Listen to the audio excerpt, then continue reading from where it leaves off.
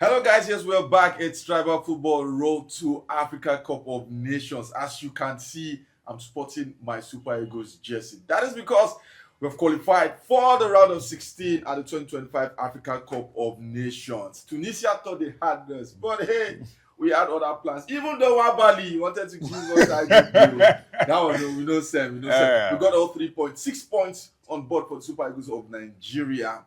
But there's a part of me that doesn't want us to win the last group game against Uganda because the last time we went 3-for-3 at the African Cup of Nations, guess what? We lost in the round of 16. But hey, I don't want to jump into all of that. Let us just savor this victory, savor the moment. And with me on set once again, my homeboys are right here. Bankole Oladini, the Baker Man. What's up, my bro? How you doing?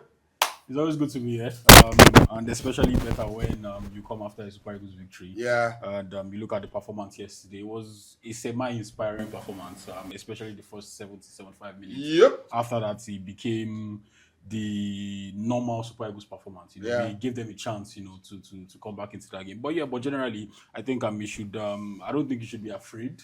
Of whoever it is we might meet in the round of 16. At least we've gotten past Tunisia already. The last time we got to the round of 16 after winning, going 3-for-3 was Tunisia, and we don't have a certain Maduka Okoye, in the squad. So at least it's always but it's always good to be here to do this weekend. Of course, my homeboy looking. Bababi, this just to give us a fresh style. Okay, what's up? How you doing? I'm fine. Wait, what do you mean? Wait, what do you mean clock it? Clock it. I'm selling. No. I ain't doing that. I'm good, Edwin. Bankole, it's great to have you here at Nigeria. In fact, it's been a good weekend so far. Yeah. Right. For me, club football wise, it's not as big as planned, but we'll keep that to one side. Manchester United won, Nigeria won, and unfortunately Liverpool won, but we take what we get. Yeah, by the way, I celebrated my birthday a couple of days ago. So, it's a good one. I got pre-birthday gift from Manchester United. I got birthday gift from Super Eagles of Nigeria. So, we're going to break the performance into positive and negatives.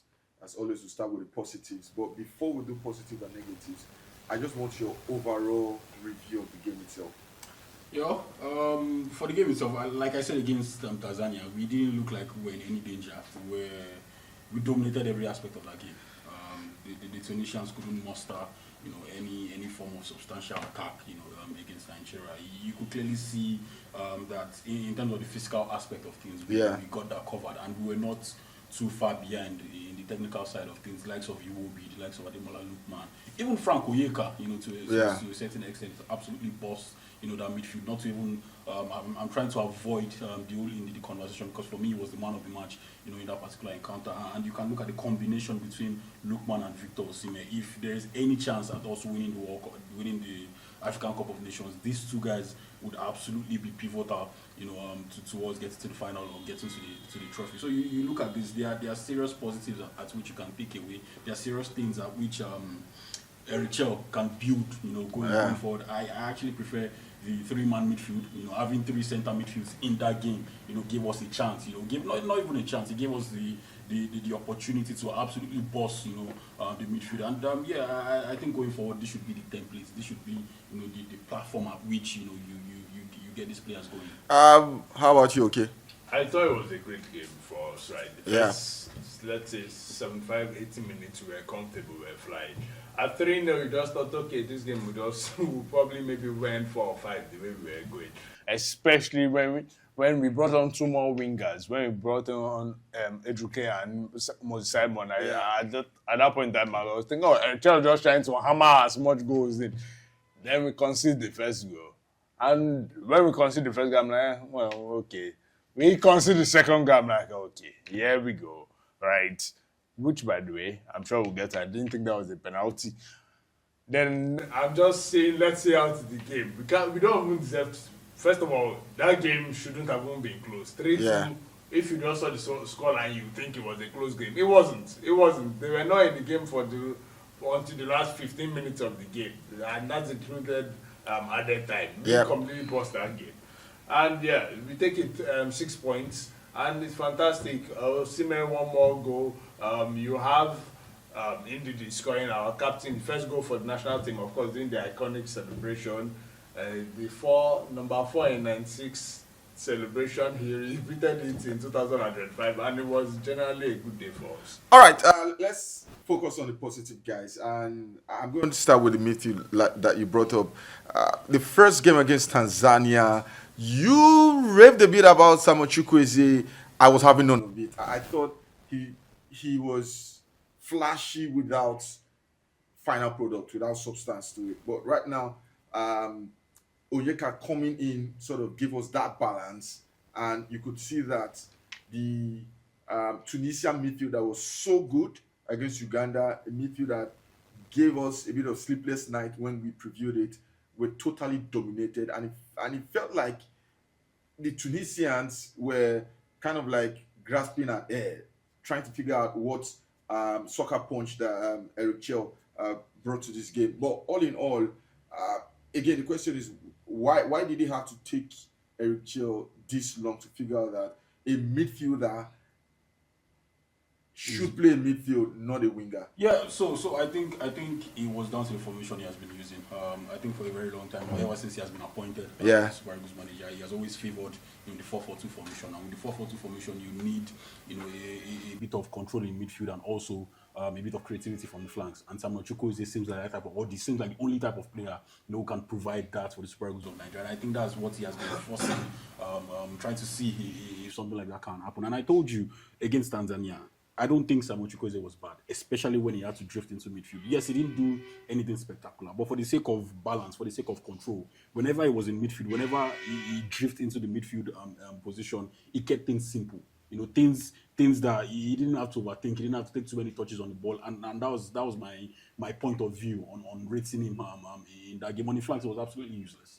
But when he came in centrally, you could clearly see how he was sticking with Iwobi and Wilfred Ndidi, and also Akko Adams, who also have been very, very important in this current setup for the Super Eagles of Nigeria. But for Onyeka, Ndidi, and Alex Iwobi, this is like a balanced midfield. Onyeka is the roaming midfielder, the box to box. Ndidi is definitely one of our best defensive, if not our best defensive midfielders. I don't think I have seen enough of Onyedika or I've seen enough of Tom Dele Bashiru, in that position to Fisayo Dele Bashiru, although he has not done much than his brother in Super Edition. but you look at Iwobi and you look at what he has done. I have been one of the biggest critics, of Alex Iwobi, but in the first 2 games, of this tournament, he has absolutely been phenomenal.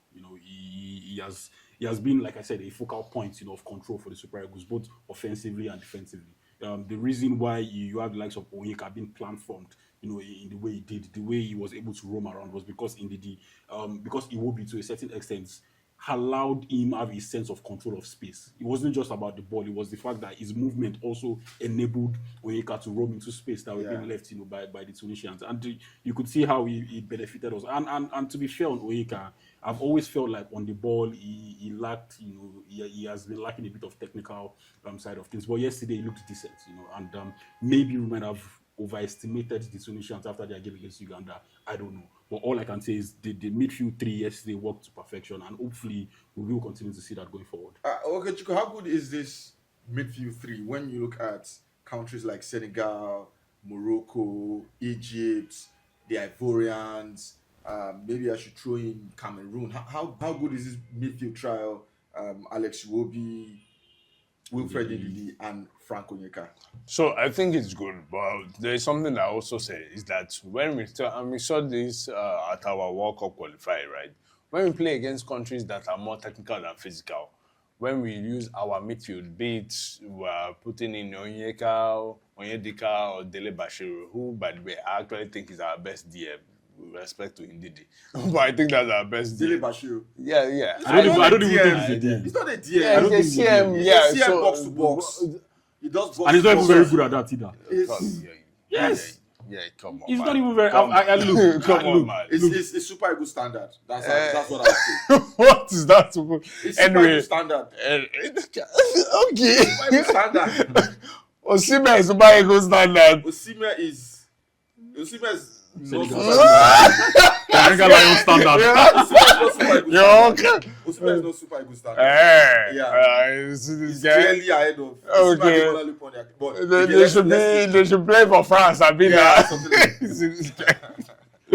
but I think that when we play teams that are more technical than physical, it works well for us with our strength in midfield and the bit of technical we can play. We can match them. The problem, and we saw that with DR Congo, when we now play things that want to make things physical, I think Nigeria across time, right, not just under Chelle, even before that, when we play teams that want to play, if you will, African style of football, we have an issue with that because our players generally don't want to get into the grit of hard tackles and bashing of bodies and making it a slugfest. They want to keep it silky. And you see, when we are keeping it silky, fine. When you get into a bad, that's why when you say Senegal, I don't think we can play like this against Senegal because Senegal is happy to make it very physical. Cameroon will always make it very physical with us. We forget that our last game against Cameroon at the Afcon, which we beat them, who was our best performance? Was it in quarterfinals? It was Senegal. It was South Africa being in semi-finals. Against that game was a physical game, and we had to up it technically to win that game. But if we left it physical, we would just keep on crashing into each other.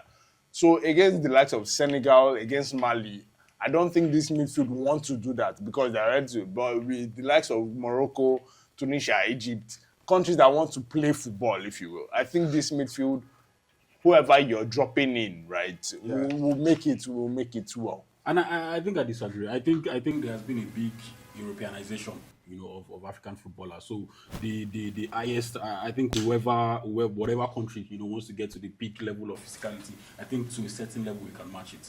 I think it is only when we don't also hop our technical aspects. When against the Congo, I don't think it was because we were muzzled or we were. I don't think so. I think in the first 30 minutes. It felt like we were matching them toe to toe.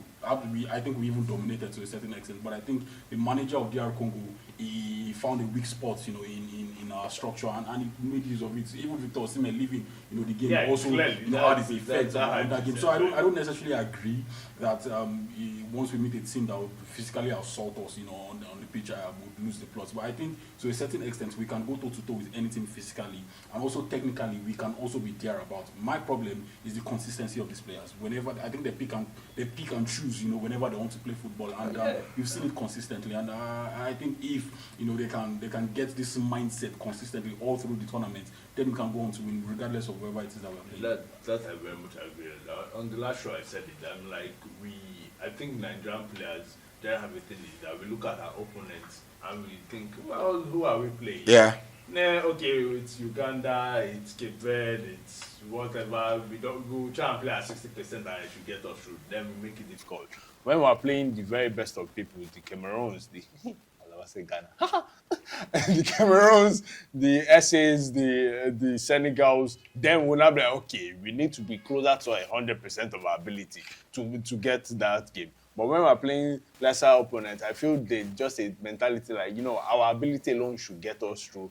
And then it starts being trouble because if they score us first, now you're chasing the game. And that becomes our issue. All right, from midfield, let's go to the attack where we scored twice in the first game. We scored thrice in the second game against Tunisia. Two of our attackers on the score sheet. Victor Osimhen, fantastic goal. Ademola Lookman also on the score sheet. He provided 2 assists in the game. He was voted man of the match, which you disagree with. But again, it gives you a bit of comfort knowing that your team goes into a game with the ability to score goals. Now, football is an extremely low scoring sport. Now, if you have guys who can guarantee you 1 or 2 goals every game, I think it's something you can build on, and that is what the Super Eagles of Nigeria have. You can score 3 goals against Tunisia, a team who, before we faced them, were one of those teams that you felt like were going to have a deep run in competition. In fact, if you looked at Tunisia's run coming into the Afcon Cup of Nations, their World Cup qualifying, they didn't concede a goal. I hope I'm correct with that stat.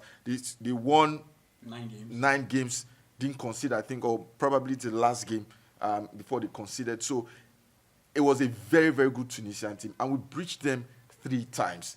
This is something we should be happy about, and also give us a bit of, should I say, comfort going into the round of 16. And even in tight games, we can pull up with that odd 1 or 2 goals. Yeah, and this was something I said in the last time we were here, and it felt like it was a bit controversial. And I've said it in the last 2 major tournaments, this one and the last Afcon. I think Ademola Lookman has been our most important attacker. You look at you look at his performances. You look at his performances at the Afcon last time. He has 5 goals already. And you look at his performances in this particular tournament. You can clearly see how technically he's above almost everybody.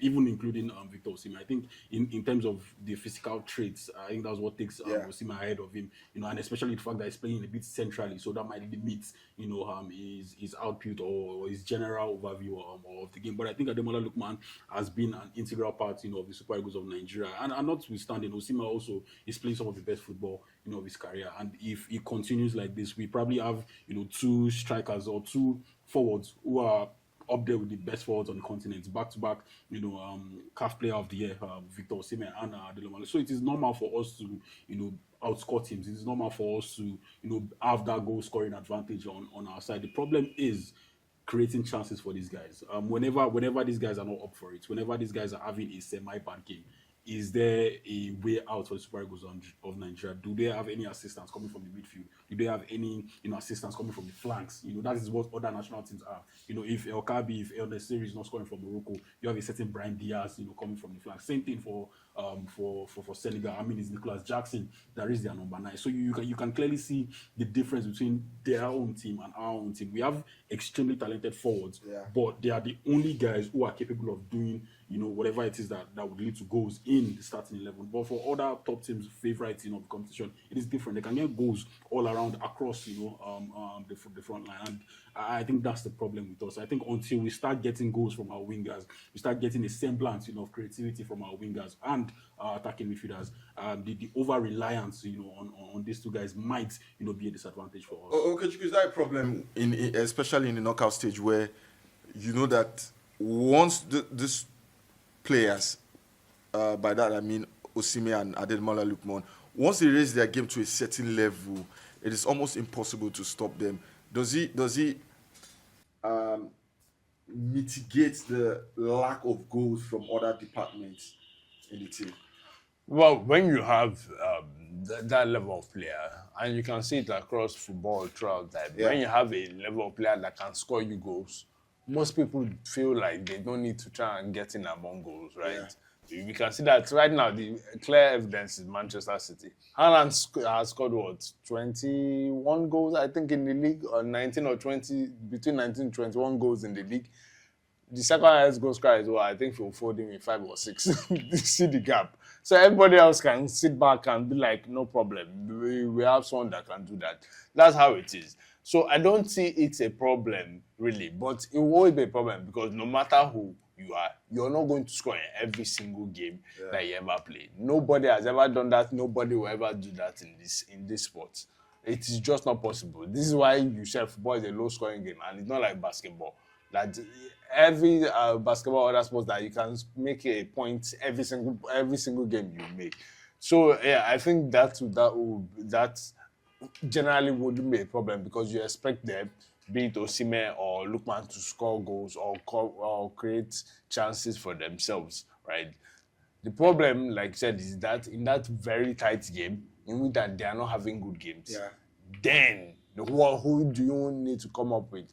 Akadams, it's the same guys you look up to. Yeah, I know. Osimhen and Ademola. I know, but generally, Akadams, I thought he had a good game yesterday. Yeah. I thought he had a really good game. He created chances. He ran the channels well, right? You look on our bench, and for what it is, and we know the Moses Simon is there. Like Polonatu is there. I know. Educate. We just hope that at some point something will click from those people, and they will come and pull up a good game in those games that we need them to. Any other positives before we go to the negatives? Yeah, Calvin Bassey. I think he has gone under the radar ever since he started playing for the Super Eagles of Nigeria. Yeah. Especially for a player, Solid centre back. For a player who is one of the Anglophone players who joined the Super Eagles.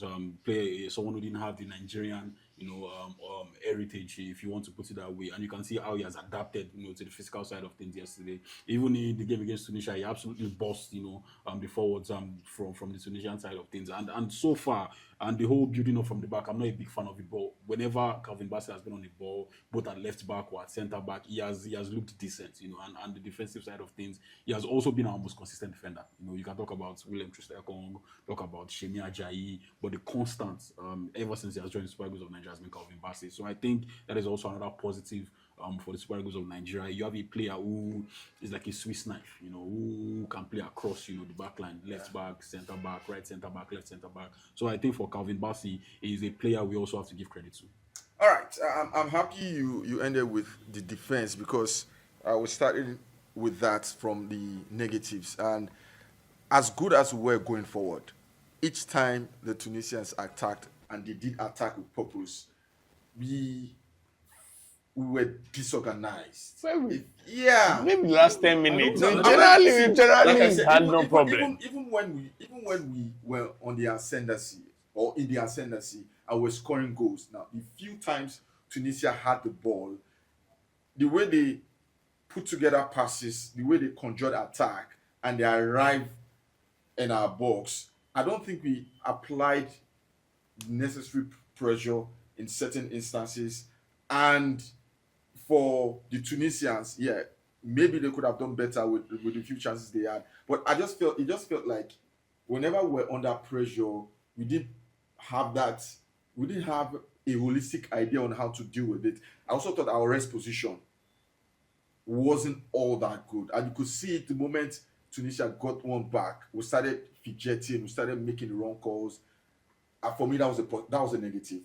Yeah, I don't necessarily agree with you. I think they didn't look assured. Obviously, the quality gap between the attack and the defense is quite wide, so you'd expect a little bit of difference, in their type of play or in their quality of play. Yeah. So you look at Shemi Ajayi and Calvin Bassey. I think for large spells of the game, I think they looked decent.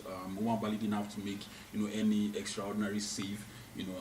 Sorry to cut you in. So I'm not putting this on the defenders. That's why I use the word I'm also, holistic rest position. I think structurally also you look at the defense and how it is relying heavily on Ndidi and whoever it is that is battering Ndidi, probably Oyeka and Alex Iwobi or whoever it is. I think you look at how it is, how, like you talk about our rest defense. Perhaps sometimes we can be a bit too high. I saw that a bit with Shemi Ajayi and Calvin Bassey. Yeah.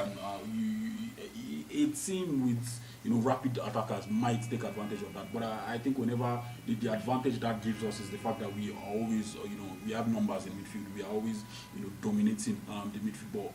Yeah, I don't think it's going to be a problem. I just think when we meet a team who also would be a threat offensive-wise, I think we're going to drop deep, and I don't have a problem with Shemi Ajayi and Calvin Bassey. They've looked decent. It seems like they formed a decent partnership. In centre back, maybe in full-back, Bright Osai Samuel. I still don't think he was convincing.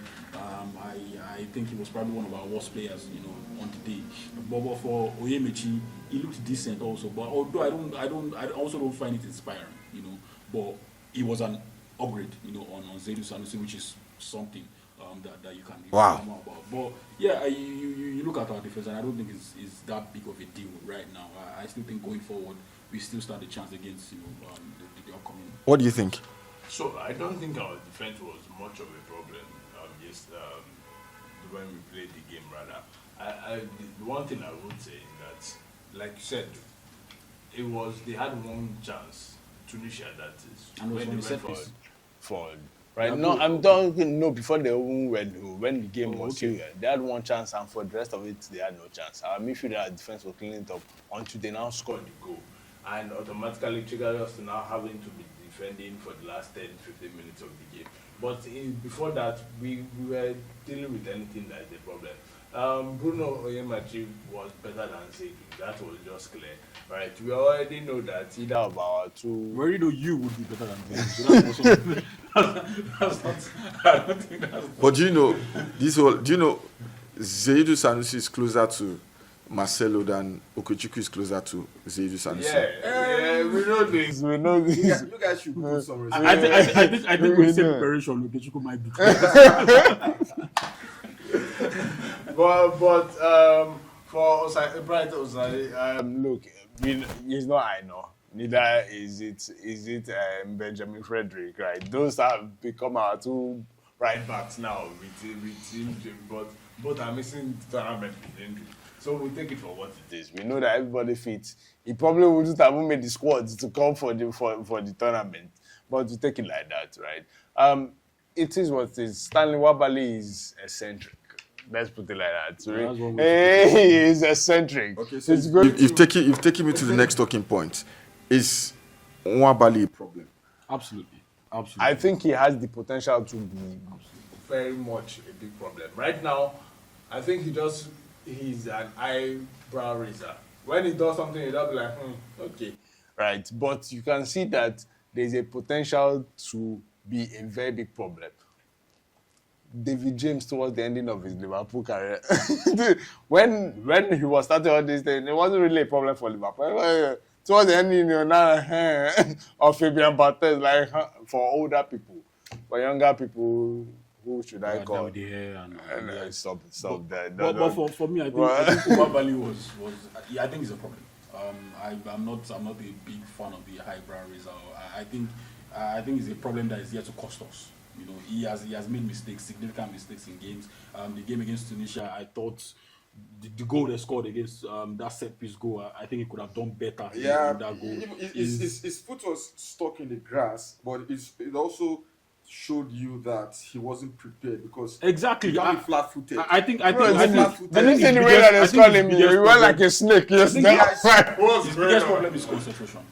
He tends to lose concentration in games. The goal against Tanzania also, a lot of people are not saying probably because we went on to win that game, but I also think he was caught flat-footed. I think he could have done better. Maybe close the angle. Exactly, he could have done better. He's slow to react, to put it that way. And you look at Nwabali, his antics also is not exactly helping him. If doesn't endear himself to fans. If you're too bothered, about things that are happening outside of the football game, then you wouldn't exactly have the mental capacity to focus on on the game itself. So I think that's the problem to Nwabali. I saw his post-match press conference and he did a good job at explaining his mistakes away. He did a good job. Everybody concedes, even the greatest goal, even the greatest teams go on to concede goals, but they don't concede stupid goals. That's the key. The best teams don't concede stupid goals. The best goalkeepers do not do stupid mistakes. And he also made a couple of mistakes, mistakes. Exactly. So I think he needs to improve, and he needs to improve drastically. And the worst part is we don't exactly have a choice. We would have to tolerate all of these shenanigans from Nwabali. But if there's any player who we should cut some slack, it should be Nwabali, because like I said, we don't have a choice, and the only reason why he is the starting goalkeeper of the Super Eagles of Nigeria is down to circumstances. Any other era, and it's probably not even in the chanting. So I agree with what Bankole said. One thing also, there was one ball in which that he punched it out and he started chasing. I was worried. I was like, why are you chasing after the ball? Yeah. The ball was already going out for a throwing. Why were you still chasing out? Because everybody else in the Nigeria was in the box, just watching him run after the ball. Even Bruno Machi at some point. And I was thinking, if they had a player running to just get the ball over you, there's nobody in the net. It would have just them putting. You commit to get a red card and you're out. He is lucky, right? That foul that he did. So they already Shemi Ajayi caused a foul in midfield. Yeah. And the referee had blown the whistle, and they kept on playing on before he had that tackle. I saw that, and the first thing I was said while I was watching the match, I was like, if that was real time, that's a red card that he's going to get, because you just completely took out the striker. It's just that you're lucky they had already blown the whistle, and you could see the Tunisia players they were pointing at it that's a red card, and I was like, if the referee hadn't blown, that would have been a red card. Yeah. another player who seems to divide opinions amongst Nigerians, and I, I've, I'm in his camp. Let me not lie. I'm in his camp. I like him a lot. It's Victor Osimhen. I think he's our best centre forward by a countryman. And Two countries. No, And there's no if you dividing the opinions I'm there. happy now, Yeah. Okechukwu. And if you do a ranking of greatest centre forwards we've had or best centre forwards we've had, He's number 2. I can do. I didn't He's watch. number 2. I didn't watch the 50s and the 60s, 70s, 80s. From the 90s downwards, he's going to be number 2, in my opinion. But again, we've seen it consistently. Some have called it petulance, Or that yellow card. nagging, the how do I put it now? Is The it constant engage? berating Yeah. of his teammates. When he doesn't get the ball, he's yelling, he's gesticulating, he's angry. Now, is that petulance, or he's demanding a higher standard from his teammates? I think he's demanding a higher standard for his teammates, and you see the very best of Players, so they are in even not just in football. Yeah. but in other team sports. You always say the very best of players, they demand the very best. Like during COVID, I think we all watched the The Last Dance. Yeah. And we saw what kind of person Jordan is. We should not have Michael Jordan was a terrible person, but he helped the Chicago Bulls become so successful. Yeah. Right? And we know of even players that we know that when they played, like they were just an annoyance. Their teammates really liked them, but they helped their team to go on to achieve so great success. I think he just demands the best because he always puts in his best. The problem is that when things are not going his way, he almost becomes an annoyance because it's like it's not like you're playing great and all of us are playing terrible. You're playing as terrible as all of us. That becomes the problem. And when the balls don't get to you, understandable, that can be frustrating.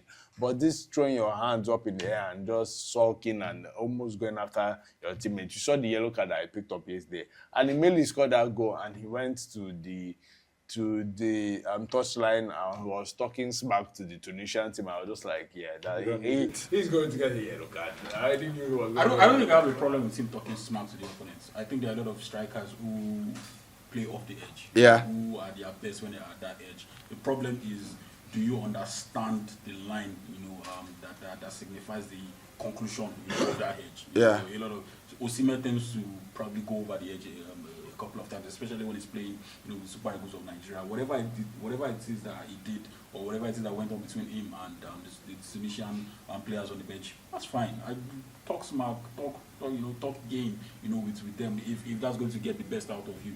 I don't have my problem with Osimhen is there's a difference between demanding your teammates to raise their game and being a crybaby. It's the same thing. Kochuka has been citing examples. I think it's the same thing with Bruno Fernandes at Manchester United. If you are a leader of a team, if you are one of the best players of a team, I think you have to find different ways, to motivate, your teammates. Especially like Okechukwu mentioned, when you are also not playing at your best. You see Osimhen in offside positions. You see him a lot. Space. You see him in space where he has 2 men on him, and yet when the ball doesn't get to him, he tends to complain. He tends to gesticulate, to his teammates, in a bit of, will I say, berating them. Yeah, exactly. I think for a player of his caliber, I think he should do better. I don't think the players around him are as bad as his gesticulation is making them seem.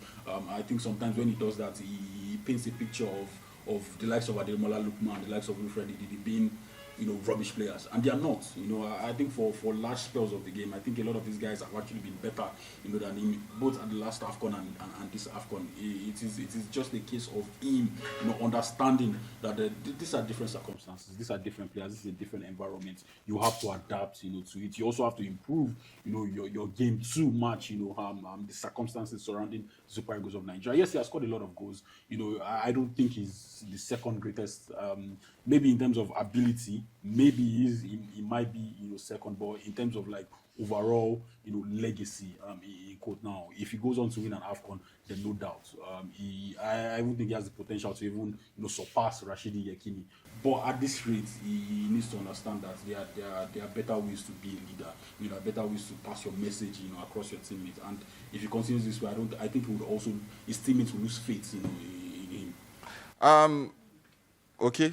Any addition? Any subtraction? Sorry, the offside issue too. He gets outside. Bruh. So in a season, I've told you my reason. I've told you my reason about why Osimhen is limited. why? And I said it's down to the Education. fact that exactly. Bruh. Not education like literally. I mean football education. I've seen a lot of European footballers, strikers, elite strikers who also get into that offside position. Nah, not like Osimhen. But you have Not like Osimhen. yeah. Not like But- Osimhen. but Osimhen it's gets quite into different. offside and he's unaware of the space around him. That look, I'm actually in an offside position. I think there's a difference between you're a striker, instinctively you run towards space. Yeah. But for Osimhen, I don't think he reads the game, intelligently enough, to identify Wow. when he's offside. No, this is Wow. this is not a This is a disrespect. battery. It's not. You I understand. think he's a great striker, but I don't think he reads the game intelligently enough, to identify when he's an offside position. You look at him, you are clearly offside, and you're arguing with the linesman. What are you doing, brother? And I think it is, like I said, and you've disagreed. I think it's just down to football. So, education. like, we had a whole thing in Nigeria a couple months ago in which that Nigerians were trying to compare Haaland to Osimhen. I find that Ridiculous. I find that hilarious, right?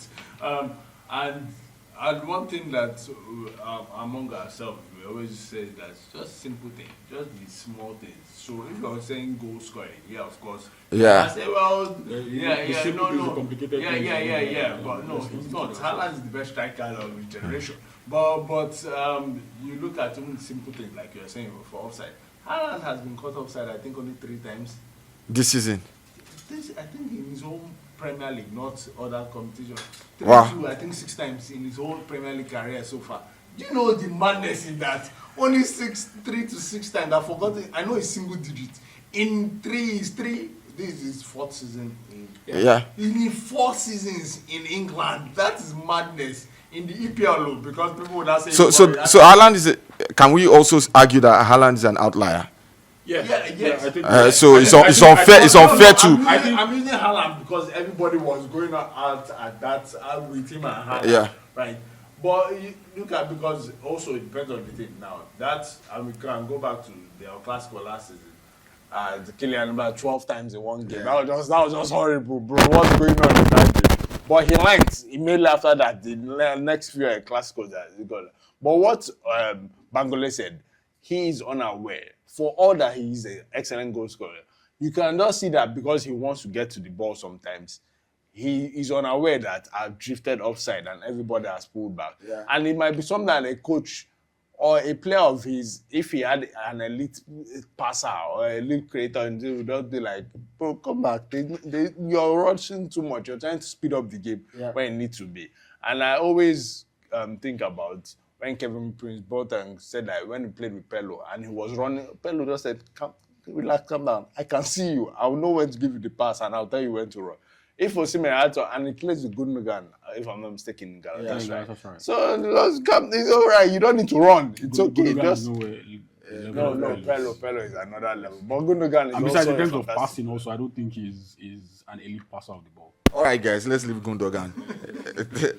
Finally, on the negatives, we must talk about the coach, Eric Chelle. I don't think. What? Now, So I don't think they did anything wrong. Relax now.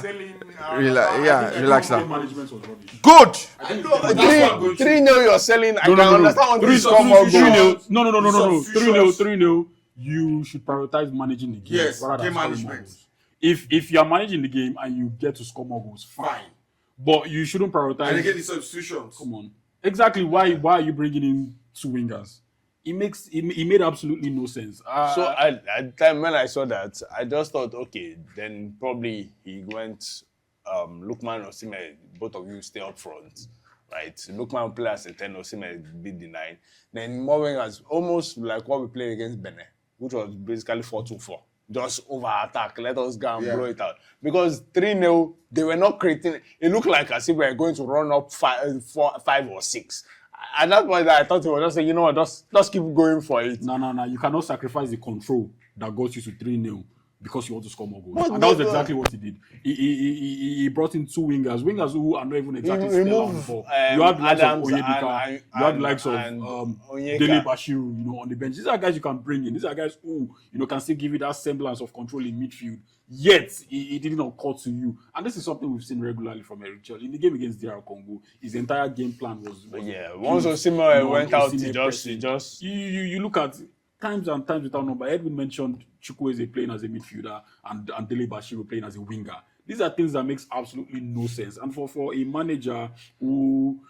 I don't like to big up Nigeria, but for a manager who is coaching a team like the Super Eagles of Nigeria, he should be making better decisions. I don't also forget that it's still young, and I don't care. I honestly do not care. This is not. If you want to learn how to coach, go to the NIS, or go to whatever the equivalent at Mali. You are coaching for the Super Eagles of Nigeria. I'm just saying that and regardless of your age, you are expected to win. It's probably showing. That's what I'm saying. No. His game management yesterday, his mistakes yesterday was not down to experience. It was down to ability. It was down to ability. I don't think it was down. But experience also plays a part. No, I don't think so. In terms of reading the game, I think it's mostly down to ability. It's mostly down to intelligence than experience. Experience in management is bound to player management. It's bound to man management, not the tactical side of things. It's still down to... Look. I think... Relax. If it's like... I would assume that in the next... Let's say in the next 5 years, if he's in the same situation, he would draw from the experience of the past. Say, okay, I was in this situation before, and this was what I did, and this was the outcome. So... maybe that's not the best approach, and instead of prioritizing scoring, I will prioritize control. It also comes to the experience. If we're talking about situations where he's under pressure, like probably like a red card to a player, I would understand. But experience doesn't play a part in your decision making over time. Is that what you're implying? It does. But I think on the tactical side of things, it also does. On what we have seen from Eric Chelle, the mistakes he has made, I don't think it's down to experience. These are mistakes that you can make as a 30-year-old manager or as a 60-year-old manager. It does not matter. It is down to ability. It is down to intelligence. And I think from Eric Chelle yesterday, it wasn't about his experience. It wasn't about his lack of. It is just down to the fact that he didn't read the game properly. He made a mistake properly. And it was not because he was 24 or 34 or 64. It was just he made a mistake. All right. And that's down to his level of coaching. We take it for what it is. We shall what. Finally, from the Super Eagles, before we wrap up with other talking points, do you want to see wholesale changes against Uganda? First, I don't think Osimhen should be playing, or Lookman should be playing, but I've gone through, I've qualified, so there's no need to be starting our first team. What defenders we have on the bench? Right. Centre backs. Awasien. Igor Ubu. So it's Uganda though. I think we should see Awasien instead of Calvin Bassey. Yeah. I think Oyenechi should still start. Probably the Alabusi guy from Blackburn. We should see midfield of Onyedika, Dele Bashiru start that in that midfield. Maybe Paul Onachu, Eduke. No, I think Akon should start. Yeah, so but I'm thinking he should start as the central nine, not as the road. No, yeah. I think he should as that.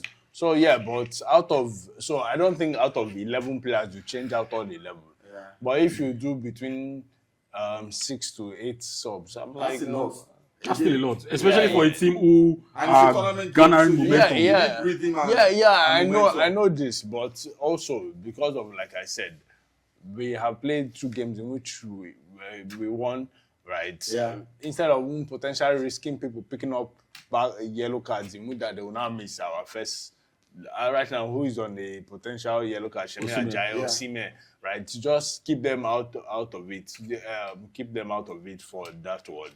And then let other people get game time. All right, guys, let's go to other talking points, and away from Super Eagles of Nigeria, maybe we should just catch our breath. Let's do a bit of behind the scenes. Let's take videos, training sessions, pictures, um, post-match conference and interviews from the players, coaches, and all that stuff. Our homeboy Mono, still in Morocco, is giving us those contents.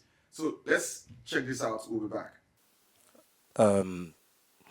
Yeah, pleased with the victory today. 3 points on the board. I think, our performance today was good. They had maybe like 15 minutes of a good spell, and they scored 2 goals. But apart from that, we can be proud of ourselves tonight. And yeah, stuff to improve on. So we know that. So that's the most important thing. Victor, and how you complement each other when you're both playing up front together? Yeah, no, Vic's a top striker. Everybody in the world knows this, and when I can, I try to find him because he scores goals. He's good at scoring goals. So yeah, we got a good rapport together, and we try to find each other on the pitch. So yeah, long may it continue. What was it like, the final 7 minutes of this fixture? What was it like for the team? I think for everybody in the stadium, they didn't know what was going to happen. So I think for us, try to stay calm in the minutes, in the moments. Know that we're a solid team, and try to make the right decisions in their moments. And yeah, we got the victory in the end. So that's the most important. The 3 points on the board. 2 goals, and you're not playing from your usual wing position, and now playing in the hole. Would you say this is a new position you relish and enjoy a whole lot? Yeah, any way I can help the team, I try to do that from any position. Obviously now I'm playing in a like you said in the hole, so I'm kind of closer to the goal. Can manipulate the ball in kind of more dangerous areas, which is more dangerous to the opponent. So I just try to find the right spaces to receive the ball and to try to hurt the opponent. Good evening. No, I'm happy. I'm happy because we win. So we improve at every game. So the first game was good, not bad. We won. The second game we improve. But we did some good things too and bad things too. So we have to continue to improve at every game. Failed to instill dominance throughout 90 minutes. Can you link this to fitness, mentality, or tactical issue?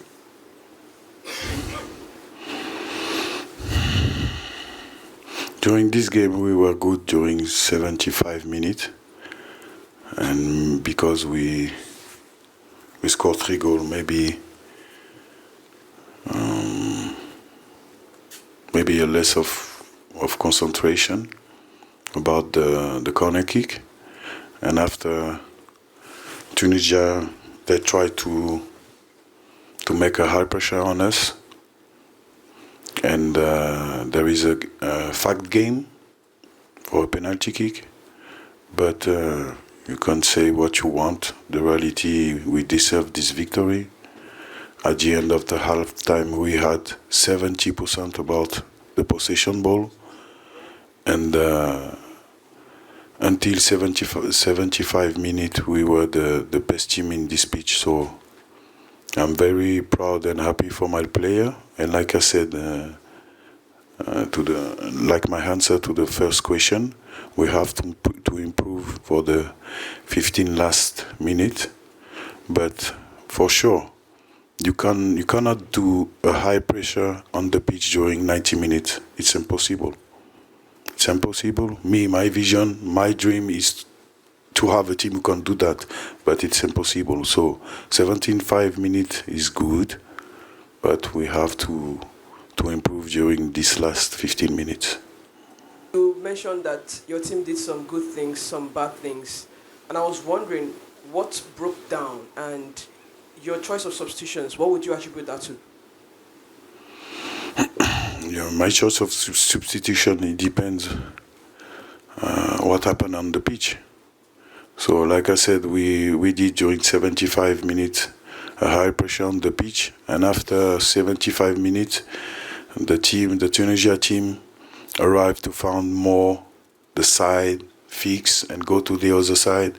And because now I think you know our system, so this is why I did some substitute. And like I said, you cannot do 90 minutes with a big high pressure. Substitutions. Would you say there's a direct link from the substitutions, the three subs towards the end of the game? Would you say that was what turned the game in Tunisia's favor, or was it just the flow of the game in your opinion? So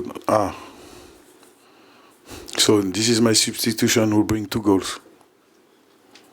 The first goal, we took the first goal before my substitution, if I remember.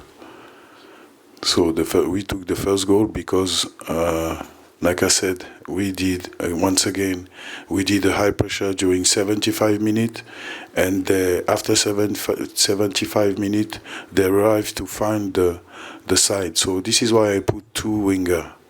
If you put 2 winger, it's supposed that they cannot go to the side and go to the other side. But they arrive because they score 2 set pieces, 1 first set pieces and 1 penalty kick. So, in my opinion, we have to improve in that case, in the set pieces. The substitution, we considered a penalty. Talking about that penalty, the foul from the penalty, do you think it was worth that penalty? No, I don't know. I didn't see the penalty at the video. But the reality, I don't know the rule. Because sometimes there is a hand. After when they told us that if the ball touched the body before the hand, there is no hand or something else. But I don't know the rules. So, like you said, like your friends, you think that this is my substitute to bring the goal. So you are your vision. You have your vision. So if you want, we can speak during one day, and then I will explain you my vision. But for me, this is the game fact, like I said. And once again, we have to improve for the set pieces. Second half develop technically, and before the game, did you expect the rest or no? Thank you and good luck. Okay, thank you. I'm surprised because nobody talk about the first half and the 75 minutes, about the game, about the high pressure, about the movement, about the technical quality of the player. Nobody talk about the team deserve this victory. The team is very, very, very a great win. So, okay, I have no problem with that. It gives me a lot of motivation. So, no, for sure, for me, and it will be my last word. My team deserves this victory. We did some mistakes, like the first game. We continue to improve. I think this game was better than the first, and I hope that the third game will be better than the second. So thank you very much. I will try to be very happy with my player for this victory, because we have a third game in 2 days. So I'm very focused about that. Thank you, guys. All right, welcome back from that short break. Guys, more Afcon talking points. This time, I was shifting focus to other countries. Senegal, Morocco, Tunisia also. After the last round of games, I think my opinion about them is changing. Yes, I still think they're favorites, but I don't think the distance I thought they had over Super Eagles of Nigeria is that big.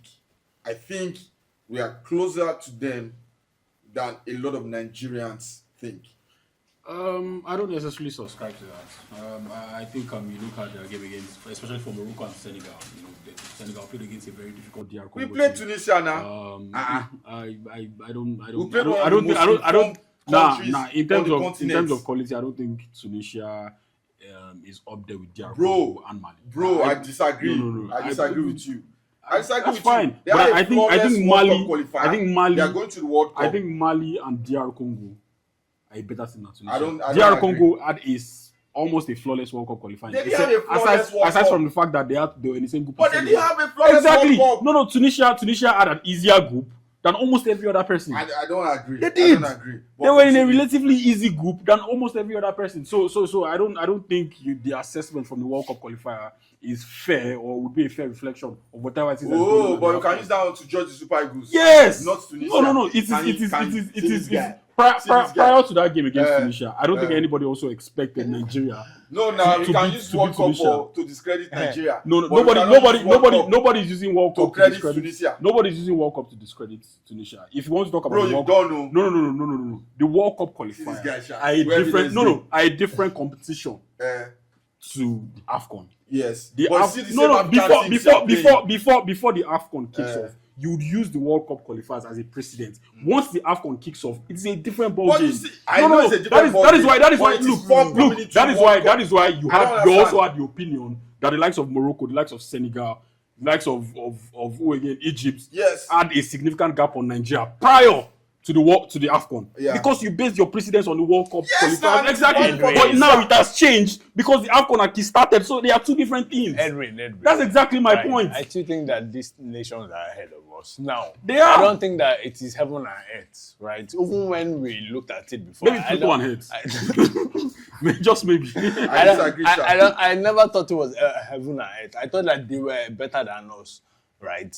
By some distance, but I don't think that we are talking about prime Brazil and current day Nigeria. I've never thought about that. I was like, okay, they are just better than us. They are better than us. Even though they both drew with Mali and DR Congo respectively, I still don't think it's a draw. Both teams should get out of the group stage. Both teams, I expect them to win their final group match to get out of the group stage. And I still think that they are ahead of us. Now, us and Egypt are for the teams that have qualified straight through for now. Let us see how things play out. But yeah, I think that they are ahead of us regardless. I don't think there's ever been a competition without controversy. I don't think there's ever been. And the African Cup of Nations hasn't been short of controversies. Precisely, I'm talking about video assistant referee. Egypt versus South Africa. Shout out to Egypt. Love you guys. The penalty claim for South Africa, that was not a penalty according to the letter of the law. It wasn't a penalty. The support arm and stuff like that, natural position, it wasn't trailing arm, blah, blah, blah.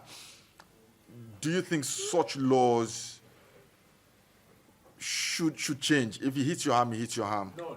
I think there should be an adjustment because in terms of these laws, sometimes it can be open to interpretation. Yeah. The guy was going to block the ball. The arm doesn't make it bigger, another referee can look at that still image and believe that he made himself bigger, or the hand or his hand placement was an advantage. What was the support arm? No. I'm just saying another referee could look at that and say, his hand placement was an advantage, to him. I don't want to, take us back to the Premier League, but in the game between Chelsea and Aston Villa, there was a similar, situation where there was an handball for Ian Martin, and typically that should be a penalty. Yeah, but that's a different situation. But you look at Real Madrid against Marseille in the Champions League. Yeah, that was the exact situation, and it was a penalty. And it was a penalty. So I think laws like that, that law is always open to interpretation, and I think we need, a stone cold, no matter gray area. Exactly, no gray area. It's not like the offside, or it's something like the offside. Where, if you are offside, you're offside. Even if you are exactly, so I think we need something like that also for handball. And should every handball be a penalty? No, I think so. I think so. I can't say that. If every handball on the opposite side is going to lead to you cancelling out the goal, then it should be the same thing on the. You know why I can't say think that? so. Because you can literally be a situation in which that someone hand is by their side and you see someone flick the ball, they don't shake their hand, but it hits their hand, automatically you're like, well. But like you said, if But if that was for a striker also, touches your arm and you control and score, that the goal is chalked off. Yeah, I know that, but even that law, I don't think it should be a thing, right? Because at the end of the day, we have appendages. You must put your hand somewhere. Okay, Chuku, if you think that law where the attacker's arm touches the ball, hence, and yeah, I don't. If you think it should be scrapped, then it's free for all. Exactly. Then I can just use the ball to control my hand.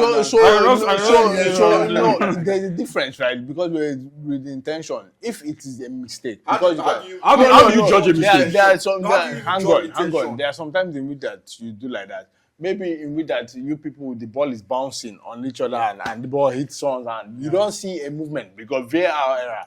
You see it slow down. You don't see a movement. It hits your hand and falls down, and the player is kicking it. That is not an advantage. Moving to you. You've also seen if you say a situation like straight up the ball is going out and you see someone stretch that one, those ones are extremes. The reason for controversy are down to the 50-50 calls. And we've seen situations where a striker is going for an header and his hand in his natural position and the ball strikes his hand and goes into the post. And it is called off. The same thing for defenders. But if you look at it for defenders, then you start having conversations like, oh, natural position. Well, where else is he supposed to put his hand? But for the striker, so I think whatever rule of handball has been placed offensively should also be the same thing defensively. Do you think that the penalty that we considered against Tunisia, do you think? I don't think it was. I don't think it was. I don't think it was. So that is exactly what I'm saying. The whole handball rule defensively is way too open to interpretation. There are too many gray areas. There are too many situations where it is left to the discretion of the referee to decide what is a handball or not. So I think they should streamline the law. If he strikes your handball, fine, then we'd understand. But all this natural position is making himself bigger than he is. I don't subscribe to that. All right. Finally, guys, score VAR. So far, the Afcon. 5 over 10. 5 over 10. I think it's 6. 6. Yeah. 6 over 10. Only for me, I say 6 because of. So yes, the quality on the pitch has probably not been at the very peak, like we saw at the last Afcon, right? But people won't tend to forget the last Afcon. It tends to be like the final group matches that things now after start to rank up, right? And we are heading to the final group matches. And also, we have only had one goalless game, which was the Zambia versus Comoros, was it? Yeah. Yeah, 0-0. There have been, every other game has had goals in it. So it's a 6 over 10. Plus, just the aesthetic. I'm not saying you should rank the tournament. Just VAR. I said rank VAR. VAR. Oh, I was ranking the whole tournament. Look at this brother. VAR. Rate VAR. Still 6. 6 over 10. Still 6. 5 over 10. 5 over 10. All right, what do you think? Let us know in our comment section. Remember to like, subscribe, and share. It is Tribal Football, the road to Afcon. My name is Edwin. Shout out to Okechukwu and Bankole for being a part of the show. Shout out to Victor Modo also. Yeah, Super Eagles. We're going for our 4th Afcon title. And to the production team, you guys can't see them, but I'm seeing them. Very tall guys. Shout out to GD. You guys are the best. Peace out. Fun. Love. Mwah. Super Eagles. Mwah.